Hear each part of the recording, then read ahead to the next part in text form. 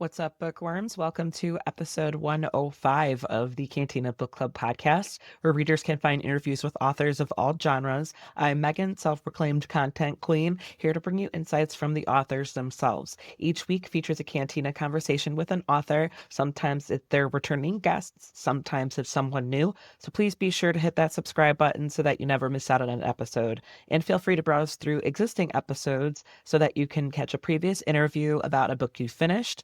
I try to be spoiler free during these conversations, but they will be more enjoyable after you've read the book. So the conversation will be here when you're ready. Once you go ahead and bookmark. So once you've read the book, the conversation will be here when you're ready. Just a heads up that I often use adult language to express my feelings towards these authors and their work, whether the characters need to get their shit together or I'm just encouraging the badass FMC to burn it all to the ground. Just be mindful around listening ears. If you need more podcast recommendations, please do check out Book Podcast Connection on Instagram. It's a group of over 100 bookish themed podcasts ranging from book club discussions, interviews, analyses on book to film adaptations, and everything in between. I definitely recommend that you check those out if you're looking for a little bit more out of your reading lists. And please, one of the best ways to help Cantina Book Club and just any of your favorite podcasts, go give them a rating and review. It helps us to reach more listeners like yourself. So today's episode features a chat with Hank Phillipi Ryan. We're talking about her book, All This Could Be Yours. That book is available now. This was such a cool, such suspenseful, read psychological cat and mouse thriller for those of you who are interested in that type of genre. And this conversation with Hank was so enjoyable. She's got an impressive decades-long career in investigative reporting, and I just loved learning about her fascinating background and how she approaches storytelling, because she's got quite a few published novels under her belt as well. But without further ado, here is Hank Phillipi Ryan. So today we've got Hank Phillipi Ryan. We're talking about All This Could Be Yours. That is coming out on September 9th. Hank, thank you so much for joining me today. I just finished this book a couple days ago. It's like I didn't want to stop. It was really engaging. There were moments where I wanted to shake Tessa. What are you doing? Come on. You use your beautiful brain. But it was just, you threw me for a loop. There were moments where I thought I was onto these people, certain characters, and then I was like completely wrong. You got me. I can't speak for all readership, but you got me. And I'm excited to dig a little bit deeper today. That's interesting. And thank you. That's very kind of you. And I love hearing it. You can just keep telling me that stuff. People who understand book world, who understand bookstores and libraries and authors and readers and that passion for books, those are the people who get this book. Those are the people who get that it's not only a fast-paced cat and mouse thriller, and we'll talk about that in a minute, but it really turned out to be a love story to readers and a love story to independent bookstores and a love story to librarians, a love letter to librarians. And I cried at the end when I was writing because it turned out to be just so personal, not only because I've been on book tours of my own, millions of miles, and had so many experiences that could be fantastic or terrifying, just poured reality into this book and then gave it the old cat and mouse twist. So I'm just so delighted that you picked up on all of that. Yeah, I definitely will get into all of that and all the layers you put into it, your love letters, subconsciously, all that. So can you give a summary? And we'll try to be spoiler free for the most part, but can you give a summary of the book so people can follow along? Oh, and totally spoiler free. We can talk about this too, but the book was a surprise to me writing it, and so every single thing in this novel I want to be a surprise to you as well. We all want to have the best time reading the book, and there's no reason to give anything away, so I will never do that. But what I can tell you with great comfort is that this is a fast-paced cat and mouse thriller. If you like Lisa Jewell, Lisa Spadolini, Harlan Coben, Frida McFadden, those kinds of fast-paced, page-turning books, I want you to miss your stop on the bus because you just can't. Yeah. So, All This Could Be Yours, and I'll show you the cover. All This Could Be Yours stars Tessa Calloway. Tessa Calloway is a mom with 2 kids. That sounds familiar. And a loving husband. That sounds familiar.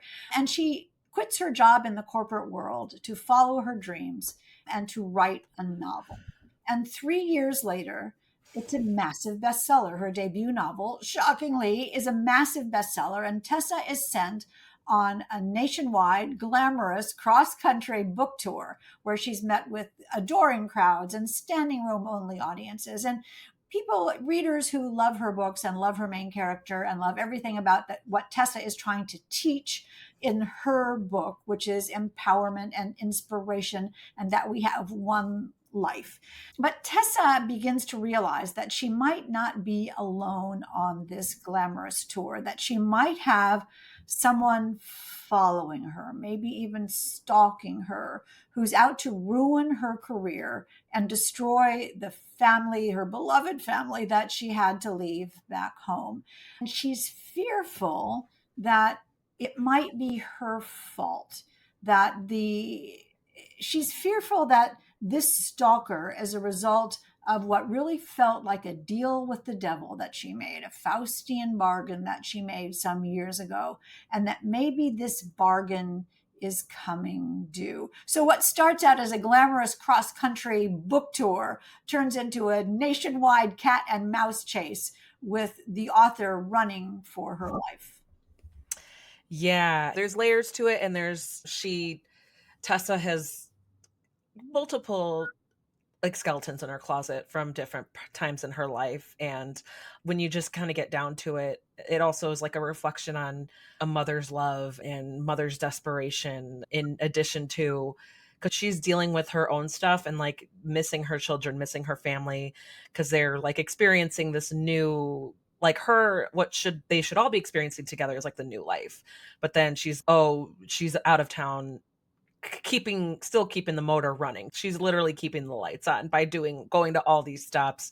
And I felt for her because it felt like her family was starting off in the life without her, and it's because of her. And she's like, but she's a balancing act, because I have to do this because that's the whole reason why we're able to do what we do and we're able to live where we live. And then I felt for her as like a wife in general, where I was like, and I think a lot of women can resonate, because you want to trust your partner that you leave at home.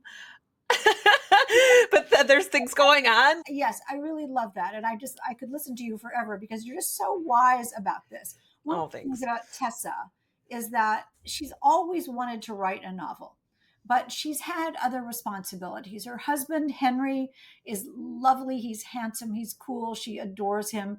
But he's really smart, but he just can't keep a job. He just can't do it. He's just one of those guys who thinks everything is going to turn out to be okay no matter what.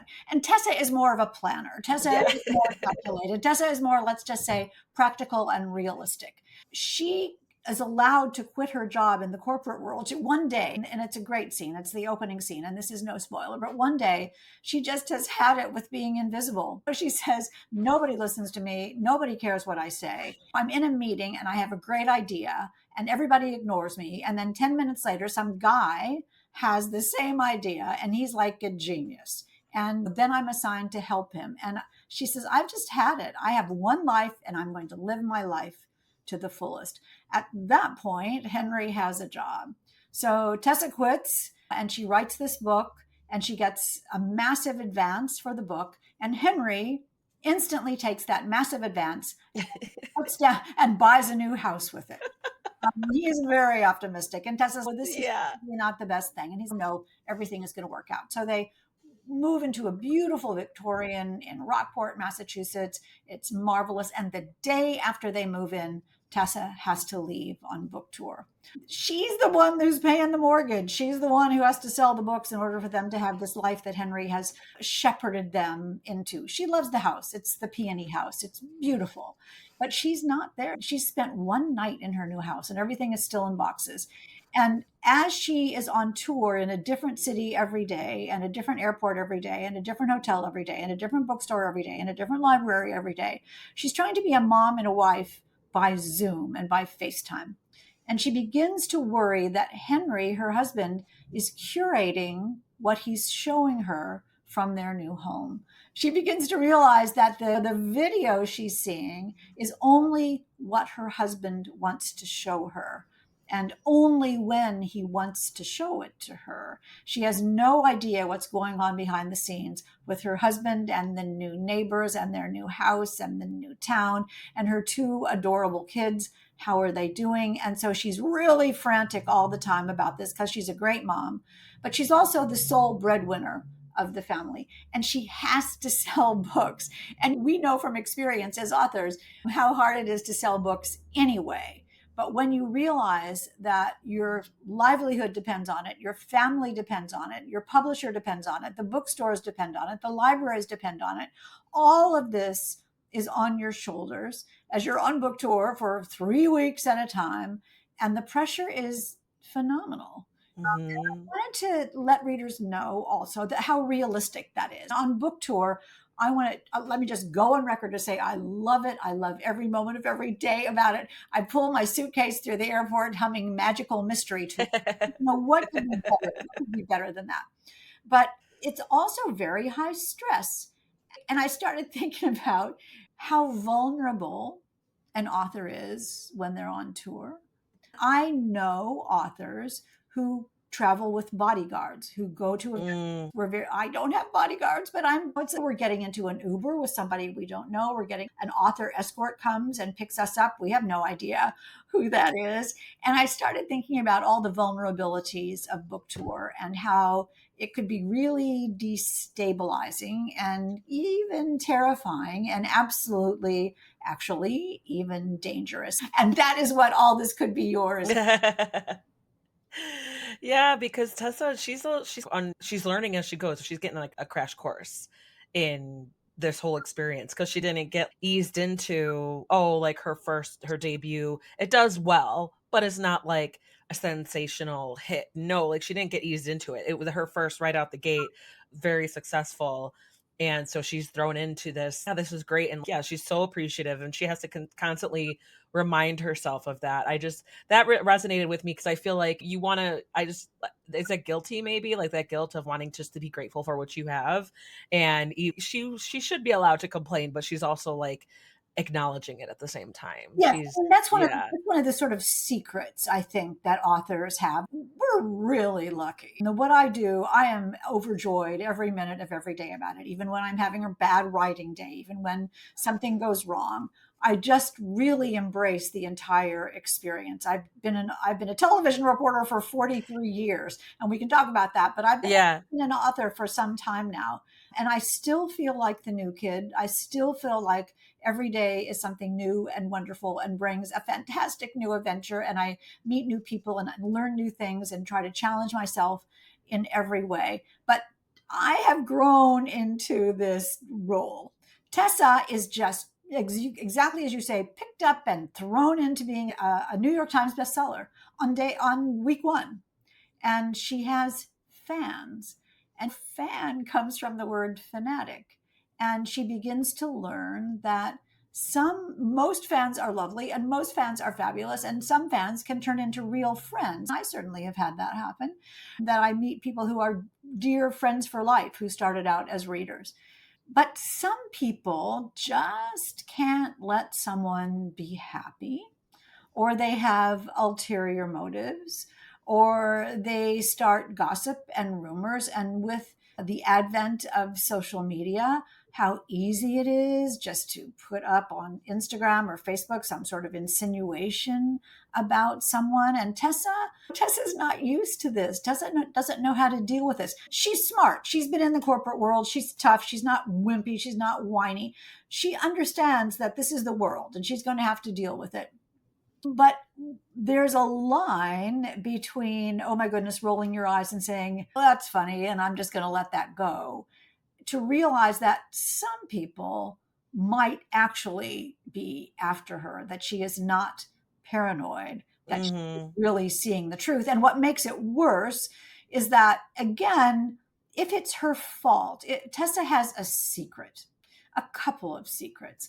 And at the beginning of their relationship, her agent said to her, if you have anything that anybody needs to know, if you have anything that's going to harm your career or harm the publisher or harm your book or harm anything, you need to tell me that. We need to get ahead of that right now. And moreover, if you hide it and if it comes out, you'll lose everything, because every contract has what's a moral turpitude clause, which means if you do something to put your publisher in a bad light, you're responsible for that. If they get sued, you're responsible for that. Tessa could be the victim of a lawsuit, and she'd have to pay.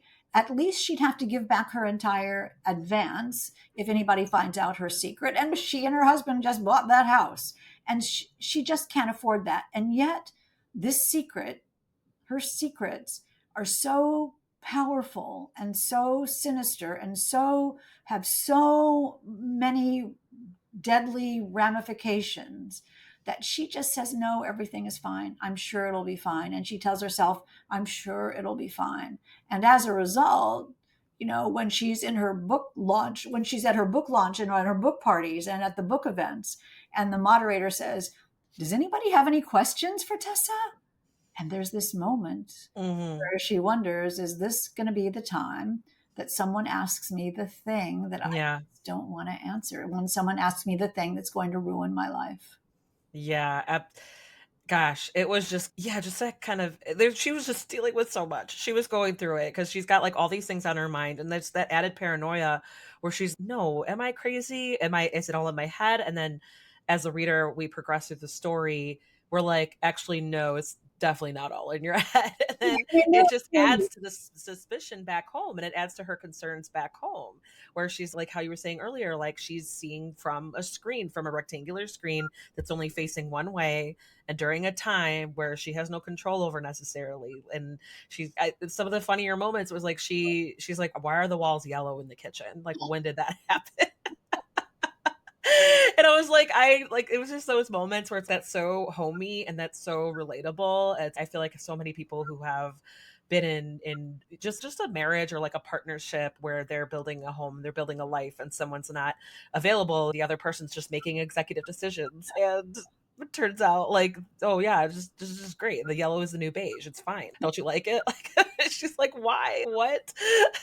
Exactly. And then adding to that, which is as you say, a very relatable thing that happens, Henry wouldn't say yellow is the new beige. And so who told him that? Where did that come from? So everything that happens that seems on the one level seems very ordinary and relatable and reasonable and even funny, Tessa can see the possibility. And Tessa's not wrong about what really might be going on. Yeah, I know. I was getting a little suspicious. That's like how you drew the reader in.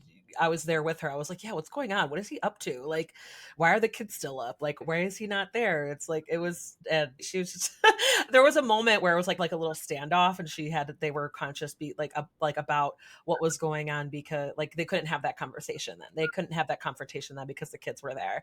And I was just like, I feel like maybe Tessa's a better woman than I was, because I'd be like, honey, can we talk real quick? I would need to know it now. I would need to figure out like what is going on, explain yourself. But she was just like, okay, good night.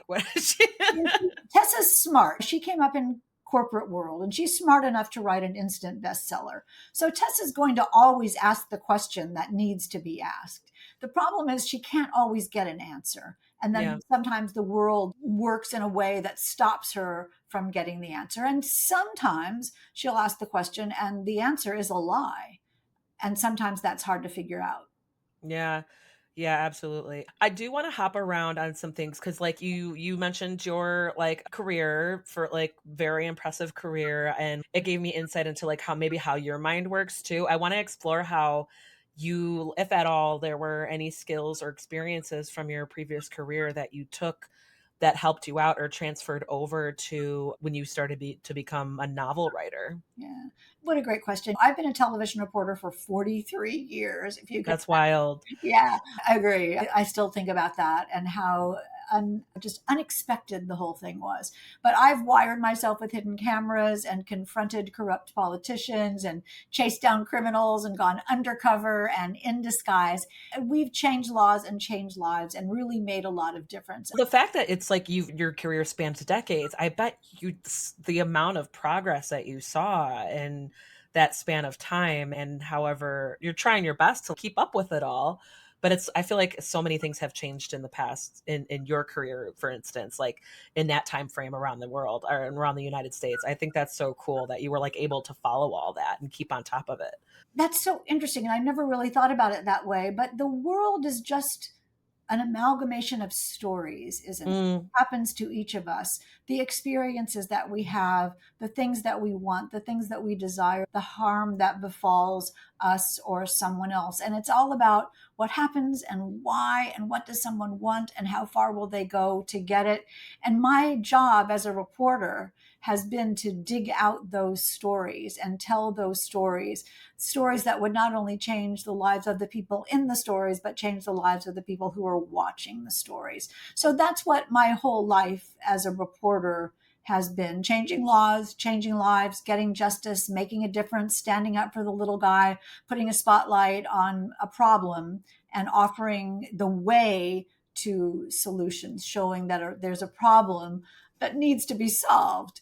you're so brave. Good for you. Thank you for doing the important work. Like the world needs people like you who are like just tenacious and intelligent about it and maybe intuitive too. I bet there's a lot of intuition and emotional intelligence and social intelligence that just goes into that line of work for sure. Think about it. I have 37 Emmys. You can see them on the wall behind me. But every one of those Emmys for investigative reporting, for true crime reporting, represents a problem, a secret that someone didn't want me to reveal. I had a secret and I dug it up and told it. And I learned after all these years, I have a pretty thick skin about it because here in Massachusetts, I live in Boston, I can go out and people will, strangers on the street, will say to me, "Oh, you're Hank Phillipi Ryan. I love you. Thank you so much for what you've done." And that's incredibly gratifying. On the other hand, I've had people yell at me and scream at me and say, "I hate you. You ruined my life." And so it is all in the search for the greater good. There's no Yeah. question about that.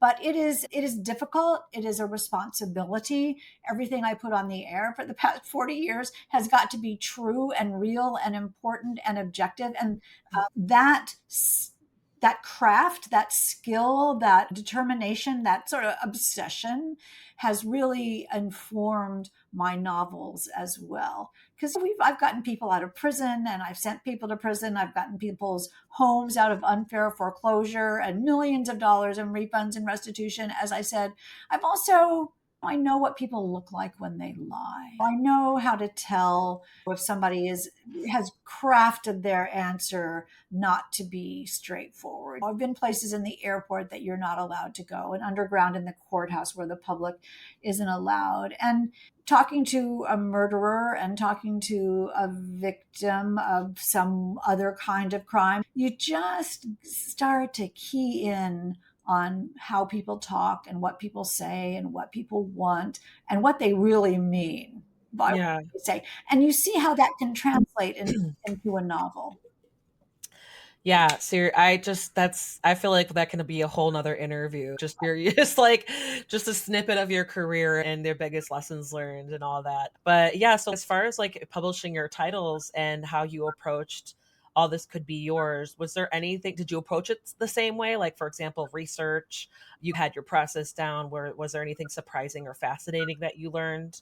Every book is a journey because I don't know what's going to happen in my novels. I don't plan at all. So I don't know what's going to happen next until I write the next line and the next sentence and the next paragraph and the next scene. It's always a surprise to me. And that's what really gets me to the computer every day is I think, "Ooh, I can't wait to find out what happens next." And the only way I can find that out is to write it myself.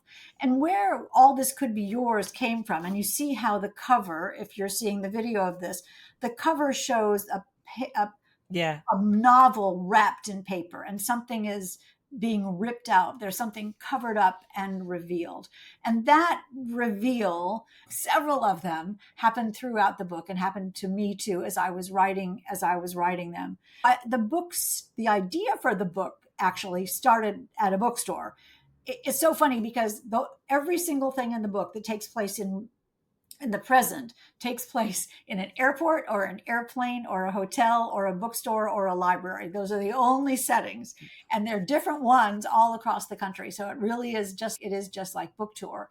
And it's only fitting then that I got the idea for the book in a bookstore, in the Poison Pen bookstore in Scottsdale, which is just a haven for all things crime fiction. But I was autographing a book, and I had a line of people who were getting my book signed, and that was wonderful. And in one of the books, I wrote, "Thank you so much for a wonderful evening. Lovely to see you in Scottsdale." And I signed the date and I signed my name. And as I handed the reader back her book, I thought, well, I've just given someone an alibi. I've just given someone a perfect alibi, because she could hold up that book and say, "I was in Scottsdale on this date with Hank Phillipi Ryan. She and I were together." And it was an alibi. And I thought, that's so interesting. I never thought about a book inscription as an alibi. And then I thought about all the other things that authors write in books. "So wonderful to see you again." Or, "I had such a wonderful evening." Now, so let's say I write in your book, "I had such a wonderful evening. Thank you for everything." And you show it to someone and you say, "See, Hank and I spent the evening together, and listen to what we did." And you could just make up something, because I clearly meant something by that inscription. I meant something lovely and benign and inclusive and full of camaraderie and joy. Another person could make that mean something completely different. Mm-hmm. Or that moment we were talking about earlier when somebody raises their hand and I wonder, oh, I hope this isn't something that I don't want to answer. A little moment of silence where you're just, as an author, just crossing your fingers and thinking, this better be a good question and not the one that I just don't want to answer. Yeah. Yeah. It's plus because she's, like we said, like she's harboring that information, those experiences, she like her skeletons, and she's, because they happened in small towns, and her mom did her due diligence in making sure that wiping the slate clean, she's what, just because of all these things that are happening to her while she's on tour. And Yeah. we know from page 1 that she's hiding something, because I think on page 1, she thinks to herself, "I'm Tessa Calloway now and safe." And there's a lot of meaning in that one line. And that wise readers will see that if she's Tessa Calloway now, who was she before? Yeah, and it's especially since we're in the prologue, we're seeing like that big moment that she takes her one life into her own hands. And then to have that also be stated, you're like, oh, wait, what? You're kind of like, wait a second, got time to strap in. This is gonna be not super straightforward, and where you're gonna make the readers read a little, work a little bit, which I love, because I'm the type of reader, even like when my husband and I would watch our shows, like after the kids go to bed, if there's like a movie or a show that we're keeping up with, he has this, I don't know if it's a gift or talent or like whatever sort of skill, where he can anticipate and predict like things, like plot points, where he's, oh, it was the sister, or oh, watch, they're gonna do this, it's gonna be like that, like this is gonna be messed up, someone's gonna come in and ruining the event, and he'll be correct. And I'm like, go sit in a writer's room or something. Like I don't get mad at him for, it's not really a spoiler, it's just kind of like, how do you do that? Whereas me, I'm like, it's my own personal experience, so I'm okay with it, where I'm just along for the ride, and I don't think of, oh, like foreshadowing, or oh, I've been keeping an eye on this character. But now, like, that he does it, it makes me, and plus, like, I read so much. I read like probably at least 1 or 2 books a week. And so I think the more reading I do, the more I'm like, I pick up on things just naturally, where I'm not like working so hard for it. But I'm just sitting there. You need to start reading more books then, because I I just need to know I how your brain transfers over to this sort of narrative. The film storytelling or TV storytelling is different, than it's a whole different ball game than on prose, like reading on paper storytelling, or even something that's meant to be a book. It's so crazy to me. And I'm like, I've got him reading a book series now, even though he hasn't started the next book. I don't know if you're familiar with like the Throne of Glass series by Sarah J Maas. I got him into that, and he's almost done. He's got 2 books left, but he's reached that point where it's been a big gap. Instead of, oh, I'm ready for the next one, he's like taking his time, I think, because he's maybe a little bit of a mood reader, or like when he feels like it, which is totally fair. But I'm like, he knows I will just eat books like strawberries. And so it's like, I've just, comparing my experience to his experience. And so that's why, like, when I was reading your story, I was like writing notes and I was like, I'm calling it now, this and that. And I was completely wrong. I was like, okay, never mind. Well done. Well done, Hank. I love that more than anything in the world. You know that I didn't know either. There you go. So we have that. I love hearing your story about you and your husband watching TV. That's so great. Our families are so alike, only opposite. My husband and I, my husband is a criminal defense attorney, Oh, and he okay. and I will be watching crime shows together or whatever it is that we're watching. And I'm constantly saying, oh, he's going to drown, or oh, it's the brother, oh, she's Yeah. pregnant. And Jonathan will say, can't you just watch it? Can you not just watch it? And I'm like, no, I can't just watch it. I'm trying to figure it out. My writer brain is going a million miles an hour. And he'll say, why would you think someone is going to drown? I said, there's a river. You see, there's water. Why would they put that? If so, I need to talk to your husband. Yeah. Yeah, you need it depending on which shows you watch. Yeah, because it's really funny because I think he's more into the. I'm trying to think. There's been like a couple documentaries that I got him to watch, or I'll watch something. Like I was in the mood to watch the monster story. It's not a documentary, but it's like crime fiction or creative crime fiction, and he would kind of catch parts of the episodes with me and he would just be like, oh, that's messed up, but it's like, it's just, again, it's like the storytelling and it's just like, it's captivating. we creative crime fiction. I've never heard that term, and that is really smart. I'm going to just pick right up on that because I think that's a really wise way to describe it. My husband and I just watched a semi documentary called The Breakthrough about the genealogy used to solve crimes by going back through the charts of the family trees Yeah. and using the DNA. And it was amazing. It was just really a real life, a real story, a real person who really was one of the people who broke through in this kind of investigation.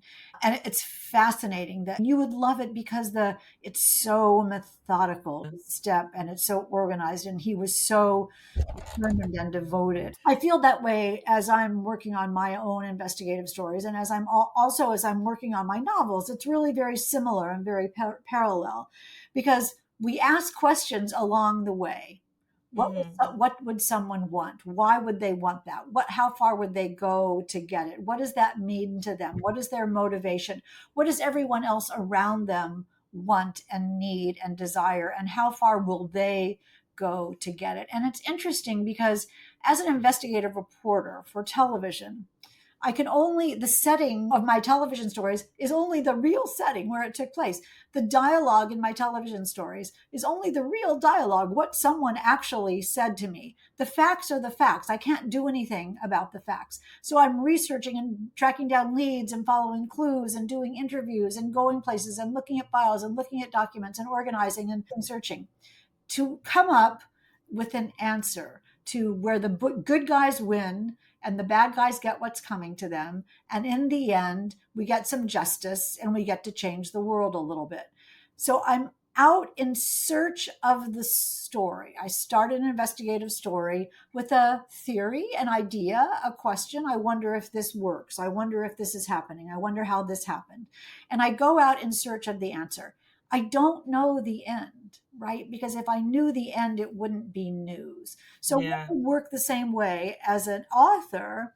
I don't know the end of my novels. How could I know the end? I haven't researched it yet. So I realize that what I'm doing is the same thing, following leads, tracking down clues, interviewing people, going places, but in my imagination. Instead of researching pieces of paper and computer files and doing interviews, I'm researching my own imagination and coming up with the answer to the story. So it's exactly the same pathway, except that one is facts and one is imagination. And it's really been such a joy to be able to do both things. Yeah, absolutely. Because I know because I read like all sorts of genres, and it just reminds me of like maybe if there's a story that is based on fact, it's not necessarily like historical fiction, but it's based on fact and like true events, but you have that creative agency with it. So that's what that reminds me of, is there's based on true stories. So you got to take it with, they got to point A and point B and point C. They took some liberties when they were filling in the in-between. Yes, that sort of narrative nonfiction, like Truman Capote's In Cold Blood. There's no way that Truman Capote could have known some of the things that he talked about. It was just conjecture, and he says it's from interviews. But he was putting together. He had most of the puzzle pieces of the story, and Mm-hmm. added his own to make it make sense, to make it pretty, to make there be a narrative thrust and a forward motion, and to make it have a setting and a feel. And with crime fiction, where the story is wholly fictional, like my crime fiction is not my investigative stories made into fiction. There's no question about it. But they're my experiences, it's my knowledge, the books that I write, All This Could Be Yours. Only I could have written that.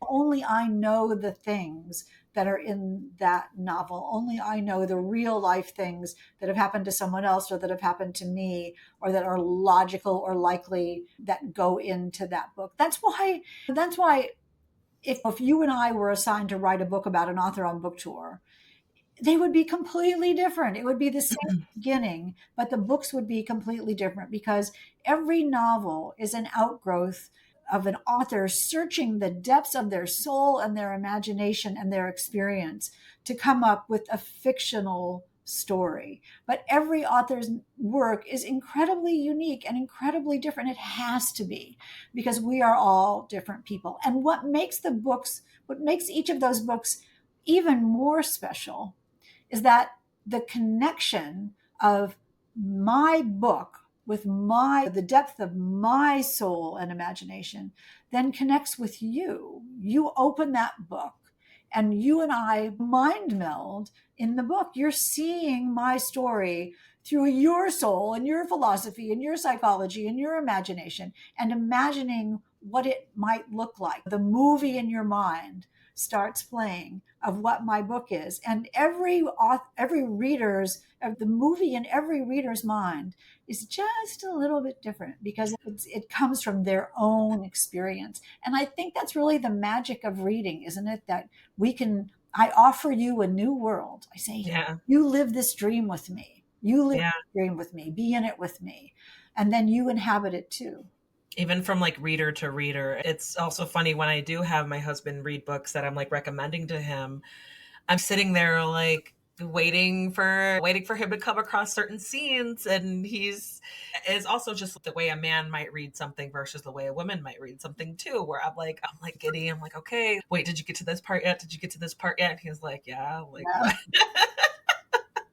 A lot of it's the romance or the gushy scenes or whatever, like the kind of, there might be lines that women might swoon over or they'll pick up because it's like either hilarious or swoony or what have you. But he is just, wait, what are they doing? He's like, what? Like that's also the beauty of it, because it's like reader to reader and between generations, between genders, between even like regions or geographical locations. Like these people's experiences, they'll pick on different things as they're reading the same words in the same papers, but they'll pick up on different things, or more, some things will resonate for one person while another thing will resonate for another person. So you're absolutely right. It's so cool and fun, and it's just, yeah, that's why like just books are just, they have so much power, and it's so crazy how they could just reach so many people And so that's so exactly differently. that's so incredibly true, especially in this book. This book is all about the power of storytelling. This book is All This Could Be Yours is all about the power of reading and storytelling and novels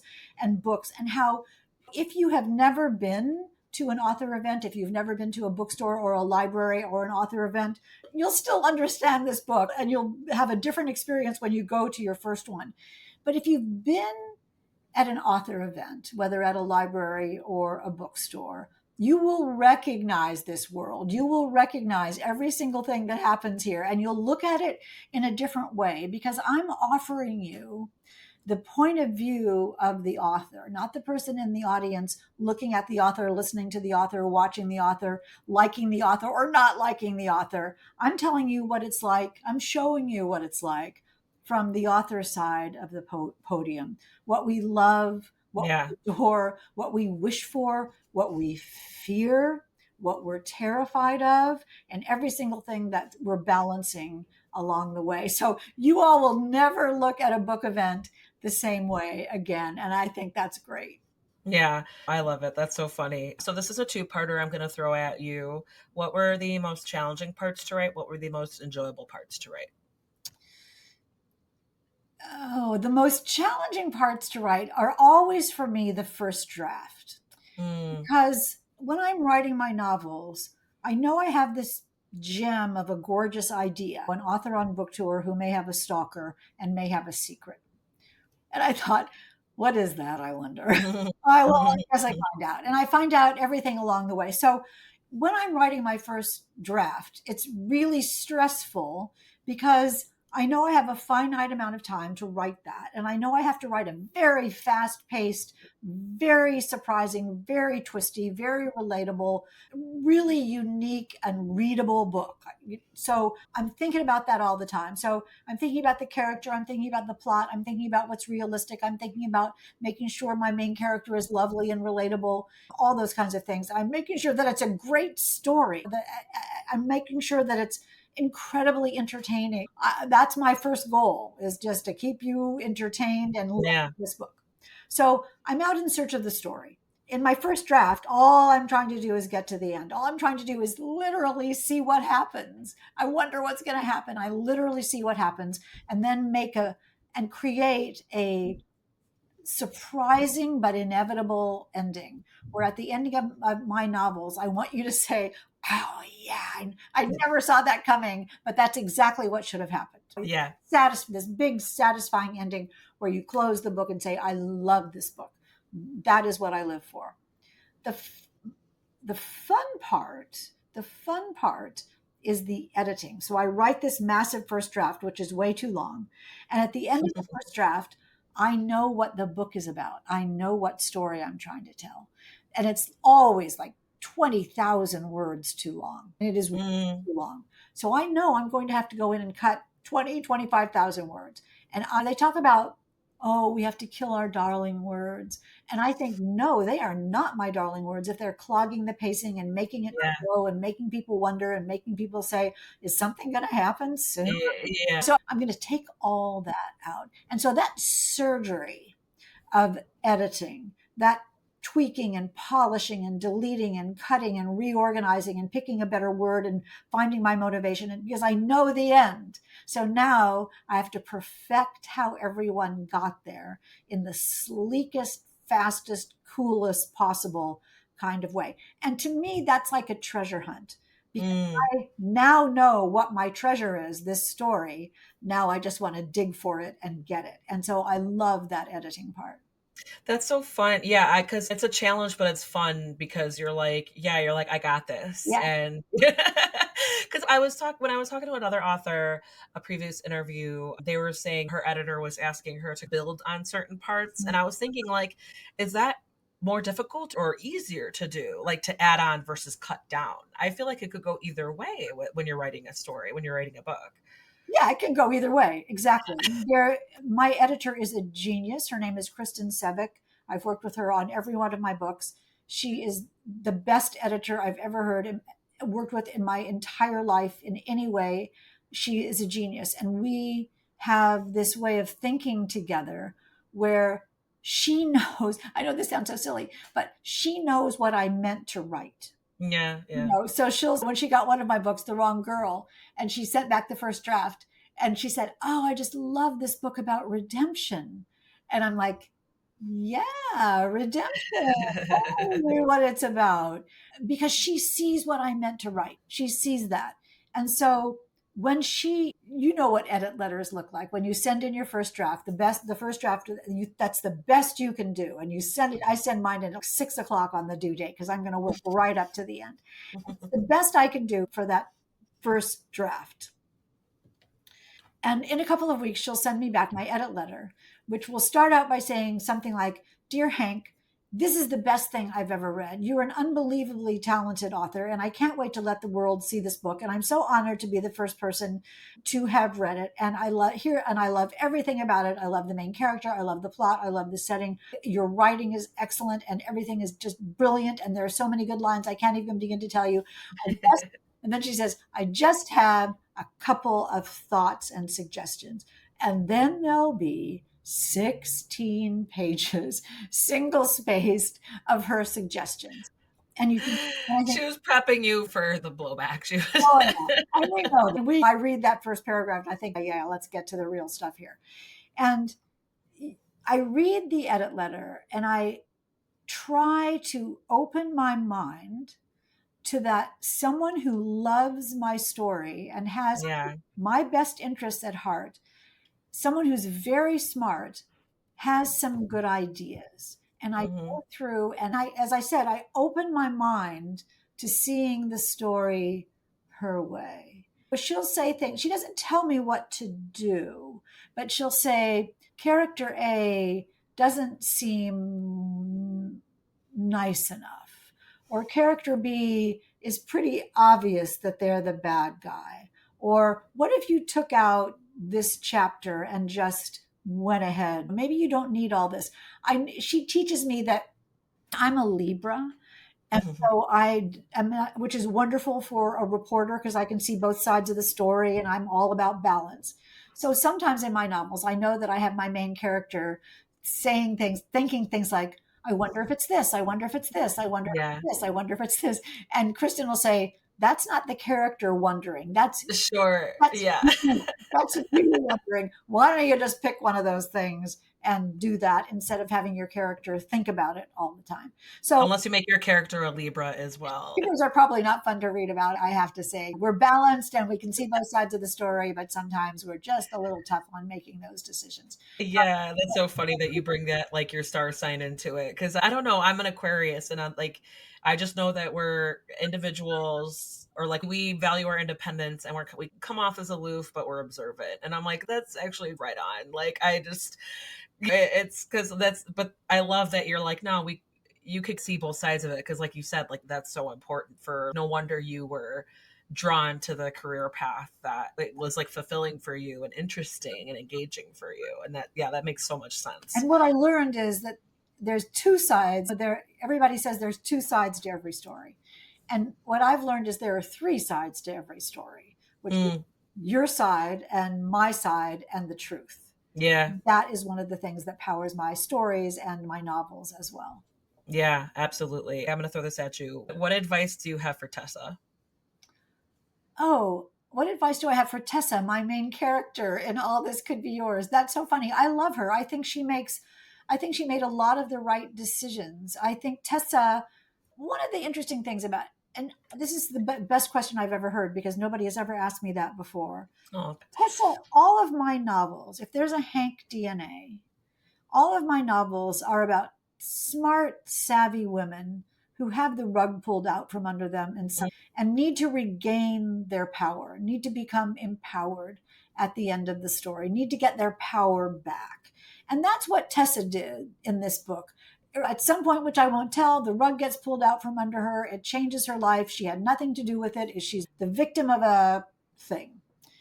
But as a result, her power structure is damaged. Her sense of self is damaged. She's done a wonderful thing. She's been successful as a mom. She's been successful in corporate world. She's been super successful as a wife, super successful as an author.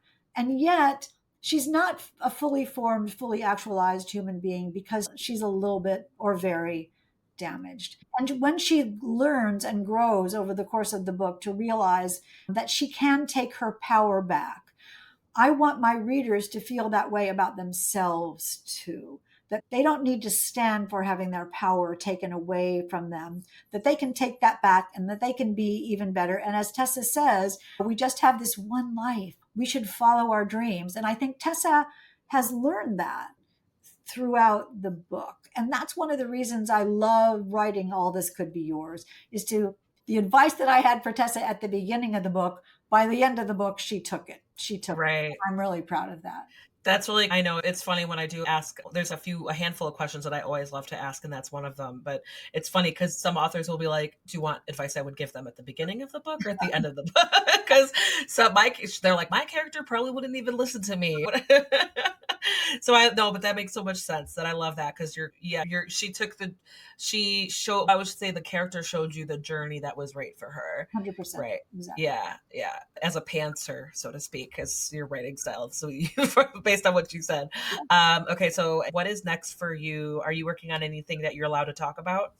Well, September 9th is pub day for All This Could Be Yep. Yours. So I am just in a frenzy of getting ready to go on book tour and I'm organizing my clothes and getting my suitcase ready and making sure my tickets are ready and stocking up on almonds and all the kinds of things because you're always starving and always exhausted. So I'll be doing a cross country book tour. Listen to this. I'll be an author on book tour with a book called All This Could Be Yeah. Yours, which is about an author on book tour with a Yeah. book called All This Could Be Yours. It's just as meta and just as personal as anything could ever be. Also, as you wisely know, my next book that I'm working on right now, I have to finish it before I leave on book tour. Just saying. So I'm working like mad on that. It doesn't have a title. It doesn't have a title. I have a million possibilities of titles, but it's about two sisters whose parents were killed in the plane crash that they escaped from. Mm. Now they're grown up, and one of the sisters is babysitting for the other's daughter, and her sister never shows up to get her daughter back. And all this happens on the 11th anniversary of the plane crash. So, where is Beatrice, and why isn't she picking up her little daughter, Piper? And Mm. how Eliza has to find her. Eliza, I can tell you, is a literary agent who specializes in romance because all she wants is for people to have the happy ending that she never had.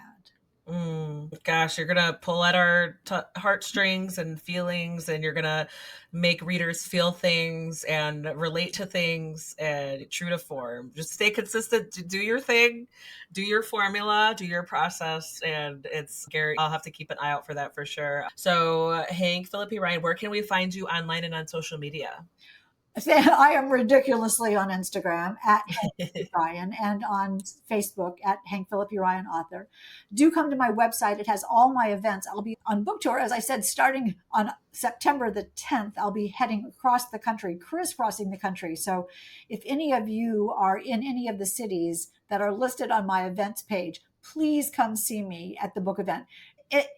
One of the things about All This Could Be Yours is that it will indicate, it'll prove to readers that it really makes a difference if you attend our book events at libraries and at bookstores. So it will be really fun to see all of you in person at my book events on tour for All This Could Be Yours. And then I'll be back and finishing up whatever the new book is called. And I cannot wait to find out what it is.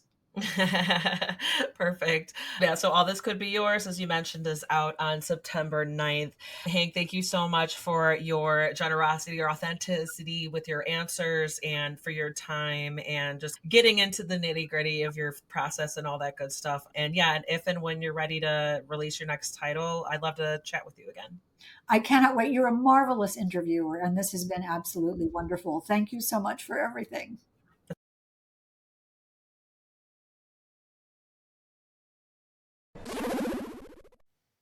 So there you go. That was Hank Phillipi Ryan talking about her book, All This Could Be Yours. That book is available now. Check out the show notes where you can find links to purchase the book and where to find Hank online and on social media. Please also find Cantina Book Club online and on social media. Give the show, those accounts, a follow, a subscribe. Stay up to date with any reviews I've got coming out, any book releases and episode schedules, all that good stuff on your favorite podcast player. If you could do me a solid and find Cantina Book Club and rate and review as well. It really does help me out so much in getting my show to more ears, more listeners like yourself. If you want to help out authors, your favorite authors and their work and support them, hop on over to Goodreads and Amazon and give them a rating and a review as well. It really does help them out, and it's one of the easiest and free ways to do. And as always, thank you guys so much for listening.